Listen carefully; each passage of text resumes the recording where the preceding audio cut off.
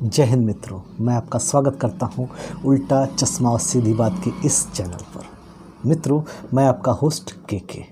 मित्रों, आज हम चर्चा करेंगे विकास दुबे। ना, विकास दुबे का मतलब विकास दुबे मेरे लिए इतनी इम्पोर्टेंट नहीं है जिस पे चर्चा की जाए। विकास दुबे का जिस तरीके से इनकाउंटर हुआ उस पर हम अब चर्चा करेंगे, क्योंकि जैसे ही विकास दुबे का इनकाउंटर हुआ, भारत की प्रमुख विपक्षी पार्टियाँ, चाहे सेंटर में हो चाहे यूपी में हो, उन्होंने अपना अपना राय दिया। और इस राय के क्या मायने थे वो भी आज हम समझेंगे।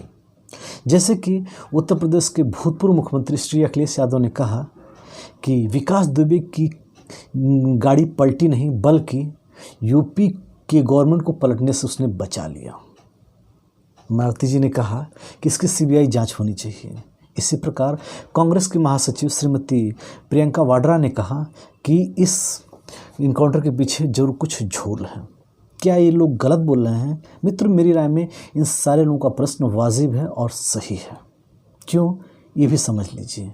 पहले आप थोड़ी सी बात ये समझ लीजिए कि हम एक लोकतांत्रिक देश में रहते हैं और हमारे संविधान ने भारत को एक मजबूत लोकतंत्र,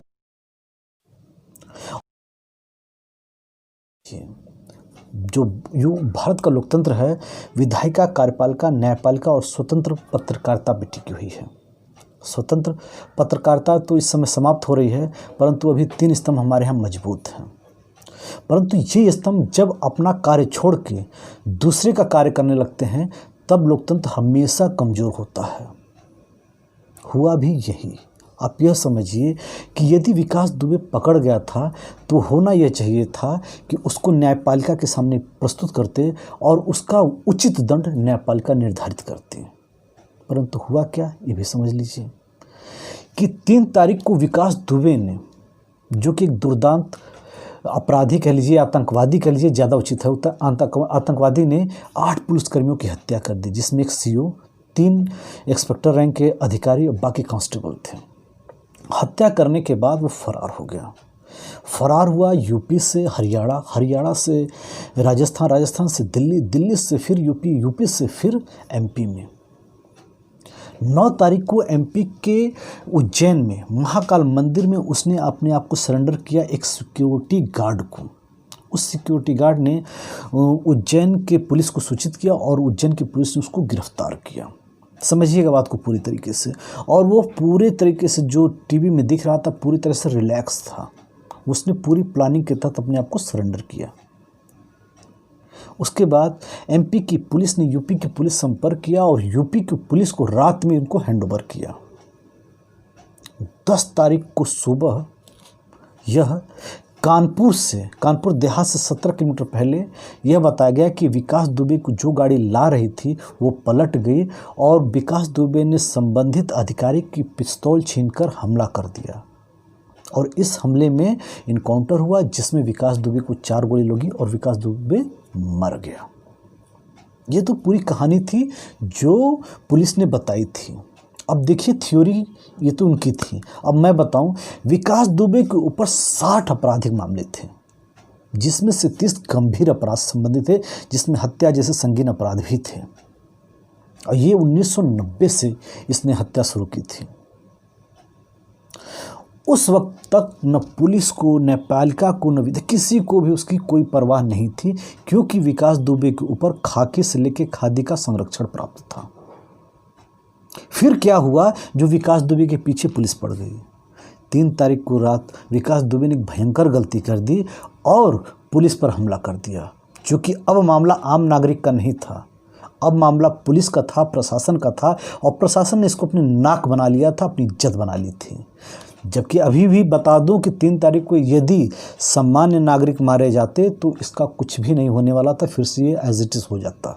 परंतु इस वक्त प्रशासन ने अपनी नाक की बात बना ली और इसको मारना शुरू किया। कहा नहीं, मैं मारूंगी। इसके साथियों को मारा जा रहा है, उस पर हम चर्चा नहीं करेंगे। अब ये समझिए कि जब ये उज्जैन से निकला, वहाँ तक तो समझ में आई बात को, जब ये उज्जैन से निकला तो उसके पीछे पीछे मीडिया की गाड़ी थी। मीडिया के गाड़ी को कानपुर से 5 किलोमीटर पहले पुलिस वालों ने रोक दिया और सिर्फ वो 3 गाड़ी जिसमें विकास दुबे और 2 गाड़ी स्कॉट करी थी उसको आगे निकलने दिया। 5 किलोमीटर पर मीडिया गाड़ी रोक दिया और मीडिया को फिर 2 घंटे बाद सूचित किया कि गाड़ी पलट गई है और विकास दुबे ने भाग रहे तो उसको मारने की कोशिश की। अब समझिएगा बात को, जो गाड़ी पलटी विकास दुबे पीछे था तो क्या विकास दुबे को चोट नहीं लगी होगी? विकास दुबे के दोनों पैरों में रॉड पड़ी थी। अब बताइए, आप हट्टे कट्टे एसटीएफ के जवान तो घायल हो गए सिर्फ, परंतु विकास दुबे के इतना वो शक्तिशाली था जिसके दोनों पैर में राट पड़ी थी, मतलब वो भागने लगा और उल्टा छीना झपटी भी करने लगा। और इन्होंने कहा कि हमारी गाड़ी पलटी, गाय भैंस का चबेला आ गया। बताइए क्या बात है। दूसरी बात, उसको 4 गोलियां लगी थी, 3 सीने में और 1 हाथ में। बताइए, जब कोई आदमी भागेगा तो उसके पीछे में गोली लगेगी कि सीने में लगेगी? मित्रों, मेरा तो कहना यही है कि विकास दुबे मरा, मार दिया गया, कोई बात नहीं, वो अपराधी था, उसका अंजाम मिला, उसके साथ होना वही था, मृत्युदंड मिलना चाहिए था। परंतु इससे अच्छा ये होता कि अपराधी को न्यायपालिका के सामने पेश किया जाता, दंड देती। अखिलेश जी ने सही बात बोली कि बहुत कुछ वो अपने साथ दफन कर ले गया। अगर वो जीवित रहता तो हमारे लिए ज़्यादा बेहतरीन होता। उसके पीछे कौन कौन लोग खड़े हैं, उसके कौन कौन मददगार थे, सब पकड़ में आते, परंतु वो हुआ नहीं और एसटीएफ ने इनकाउंटर कर दिया। अब ये इनकाउंटर फर्जी है कि ओरिजिनल है, ये तो जांच का विषय है और जांच हो भी रही है। परंतु मित्रों, मैं आपको फिर बता दूं, लोकतंत्र में ऐसी प्रक्रिया यदि चल उठेगी तो न्यायपालिका का कोई महत्व नहीं होगा। और भारत में मजबूत न्यायपालिका है और न्यायपालिका पे सबको विश्वास भी है, हमें भी विश्वास है।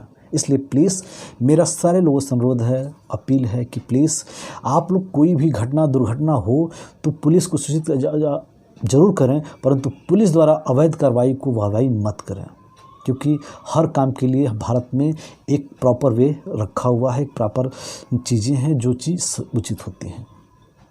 मित्रों, आज ये हमारी चर्चा थी। धन्यवाद।